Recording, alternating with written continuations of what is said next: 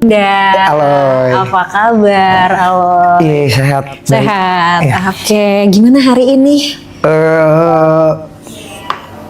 Biasa aja. Biasa aja. Ya maksudnya kayak biasa aja gitu. Kayak biasa aja. Oke. Ada yang mau diobrolin? Ada yang mau diceritain? Bingung sih saya tadi mikir mau apa ya gitu. Emang nggak tahu gitu. Maksudnya bingung. Iya, iya. Aku suka di kamu. Iya. Boleh lihat nggak? Iya. Oke. Apa itu? Ini album barunya Hindia. Oh, oke. Tapi berarti rutin ganti ini? Kadang kalau lagi pengen ya. Kalau lagi pengen iya. ganti. Oke. Lumayan. Oke. I love your hair. Kenapa terinspirasi dari apa? Bunga-bunga tuh ya? Ya nggak sih? Ini bunga. Oh, beda-beda. Hello Kitty. Oh, ada Hello Kitty. Wow. Megang Kenapa? AK-47 deh. Oh, oke. Baik. Emang suka Suka ganti-ganti aja. suka ganti-ganti. Oke. Gimana perasaannya hari ini?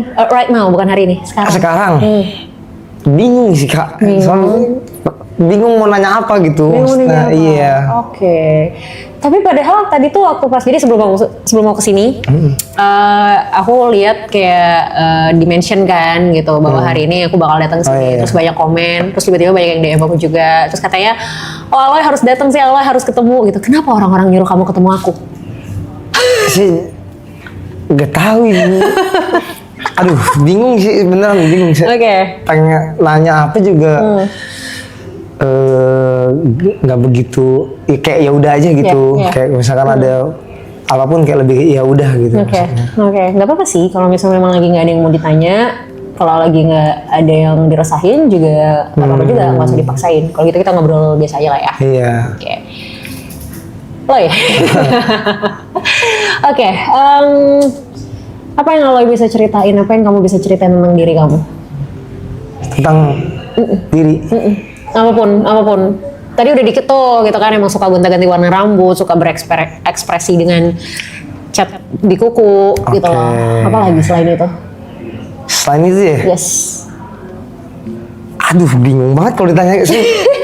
Bingung sih kak kalau ditanya kayak misalkan saya dirinya apa, maksudnya diri apa ya. Oke. Ya kayak gini aja gitu. Oke, kalau gitu Senyum kita nggak ada pikiran. Senyum nggak ada pikiran. Iya, maksudnya kayak kosong aja gitu maksudnya. Oh gitu, emang nggak pernah stres? Mikir, tapi lebih ke ya tadi sekali lagi lebih ke mikir sendiri aja mungkin ya kayak. Ya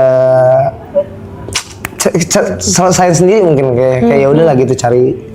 Emang biasanya yang dipikirin apa aja? Terakhir tuh tadi misalnya mungkin hari ini ada hal yang lagi dipikirin banget gak?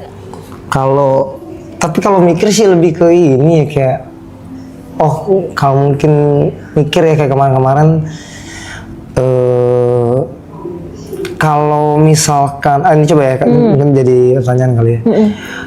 Caranya kita ngilangin mungkin apakah baik atau buruk kalau kita tuh jadi people pleaser gitu, maksudnya jadi apa ya itu. Oke. Sebelum aku jawab, kenapa terfikirkan untuk nanya ini tuh? Apa kamu merasa kamu people pleaser atau apa? Kadang ada yang bilang gitu, ada yang bilang gitu. Makanya ini sebenarnya tuh jadi pertanyaan kan. Jadi maksudnya baikkah atau burukkah? Gitu. Jadi seorang people pleaser. Iya, aku juga nggak tahu sebenarnya aku tuh kayak gitu apa enggak. Karena aku nggak tahu ya, maksudnya sadar atau enggaknya gitu. Oke. Kenapa orang bilang kamu people pleaser? Nah itu aku juga mungkin karena iya aja kali ya. Oh. Iya apa yang ini ayo gitu. Nah, ketika kamu iya aja, ayo aja itu tuh kamu sendiri nyaman nggak ngelakuin itu? Atau sebenarnya kayak, nggak mau lagi gue sebenarnya gitu loh? Ada yang nyaman, ada yang nggak nyaman. Tapi kalau yang nggak nyaman pun dinyaman-nyamanin aja. Dinyaman-nyamanin aja? Iya. Cara nyaman-nyamaninnya gimana? Aduh apa dulu contohnya ya? Ya, biar lebih gampang deh coba. Cari contoh yang mungkin udah pernah dilakuin. Aduh bingung lagi kak kalau disuruh mikir gitu. Cuman kayak lebih ke ya udah aja lah gitu kayak ya udah ntar juga ini ntar lewat gitu loh. Oke, jadi akhirnya udah jalanin aja, ntar juga kelar kok, ntar juga terlewat kok gitu. Oke. Pernah nggak ada momen ketika dimintain sesuatu terus sebenarnya lagi kayak aduh gila nggak pengen banget nih gue, misalnya kayak disuruh minta ada orang yang temenin gue dong gitu kan, atau anterin gue dong gitu, terus kamu tuh sebenarnya kayak lagi capek banget, lagi males banget, tapi ujung-ujungnya iya juga. Iya. Ada momen kayak gitu, sering nggak? Lumayan kayaknya. Udah ya bisa ya yang lumayan lah. Lumayan. Oke. Ya, ini mungkin bukan belum tentu bisa jadi jawaban pasti, tapi indikasi ke arah people pleaser memang ada. Indikasi ya, baru kemungkinan ya gitu. Cuman kamu mungkin mesti cross check lebih banyak lagi gitu. Bener nggak sih gitu aku tuh people pleaser gitu. Ada indikasinya ke sana. Kalau tadi pertanyaannya sebenarnya baik nggak sih jadi people pleaser? Depend on sih, sebenarnya tergantung sih gitu. Tergantung kayak di dalam situasi apa. Kalau misalnya people pleaser-nya ini bikin kamu jadi even nggak bisa prioritasin diri kamu sendiri, itu yang nggak boleh, itu yang bahaya. Misal kamu lagi capek banget, kamu lagi ngantuk banget, kamu lagi harusnya istirahat, tapi kamu tetap iyain omongan orang. Atau misalnya kayak kamu tuh sebenarnya nggak suka, kamu sebenarnya nggak nyaman, tapi tetap kamu lakuin buat orang, gitu. Atau kamu misalnya kayak kamu tuh nggak ada nih, kamu tuh cuman punyanya segini gitu. Tapi karena nggak enak sama orang, akhirnya kamu kasih ke orang, tapi malah kamunya nggak punya apa-apa, malah kamunya kekurangan. Nah, itu yang bahaya, itu yang nggak boleh. Oke. Tapi bingung juga sih, ya nggak enakan aja gitu maksudnya. Iya. Iya, paham. Apa menurut kamu apa yang bakal terjadi kalau misalnya kamu nolak? Kalau kamu bilang enggak? Ini tapi kayak tadi masalah yang kayak misalkan ngasih orang atau kita gitu, karena temen kali ya. Yep. Karena temen deket kayak lebih ke kayak anjing ntar dia nggak ada loh gitu loh. Oh oke. Itu jadi lebih ke nggak enak aja sih. Kalau kayak sendirinya lebih ke ya udahlah ntar juga. Ntar sekali gitu ntar juga lewat lah, ya udahlah gitu. Oke, hal-hal kayak gini pernah terjadi ke orang lain nggak? Maksudnya yang mungkin nggak terlalu dekat. Kalau tadi kan mungkin contohnya temen, jadi pertimbangannya lebih gede gitu. Kalau itu kok ya udah random orang people lain aja. Apa ya? Oke. Nggak tahu sih, lebih ke nggak tahu masalahnya. Akunya nggak tahu. Oke, berarti mostly kejadiannya kalau ke teman. Mungkin iya. Mungkin bisa jadi ke teman. Ya, pokoknya intinya nggak sadar aja mungkin. Iya. It's okay. Biasanya emang people pleaser tuh kayak ya udah jadi kayak apa ya, defaultnya tuh iya gitu kan. Nanti baru kerasanya tuh adalah ketika ya memang udah dilakuin gitu. Tapi sebenarnya gini loh, kalau misalnya kamunya nyaman, kalau kamunya nggak masalah dengan ini, ya nggak apa-apa. Gitu. Ada orang yang ini tuh harus diubah ketika memang dia juga sebenarnya mengeluh gitu dengan kondisi ini, gitu. Jadi kayak dia iya, tapi dia ngerasa, aduh, gue tuh nggak bisa, gue tuh capek, gue tuh ini, tapi di belakang tuh ngedumel sendiri, misuh-misuh sendiri. Paling gitu tuh. Nah itu, dia terus dikurang-kurangin itu tuh sebenarnya. Kalau ngomongin masalah, aduh ntar dia hilang lagi, satu kali bilang enggak, satu kali nolak itu, bukan berarti orang bakal hilang kok. Gitu loh, justru menolaknya kita, ngomong enggaknya kita, itu tuh malah ngebantu orang lain untuk paham kondisi kita. Kalau selama ini kamu iya aja, orang selalu punya ekspektasi kalau Aloy itu pasti selalu mau. Gampang lah Aloy mah. Ya udahlah, santai lah Aloy ini gitu. Jadi kayak tanpa kamu sadari, perilakunya kamu justru ngebentuk habit dari orang lain. Terus nanti misalnya tiba-tiba kayak misalnya kamu kayak, kenapa ya tuh orang nggak paham banget, orang gue lagi capek, tapi kayak narik-narik gue mulu misalnya kayak gitu.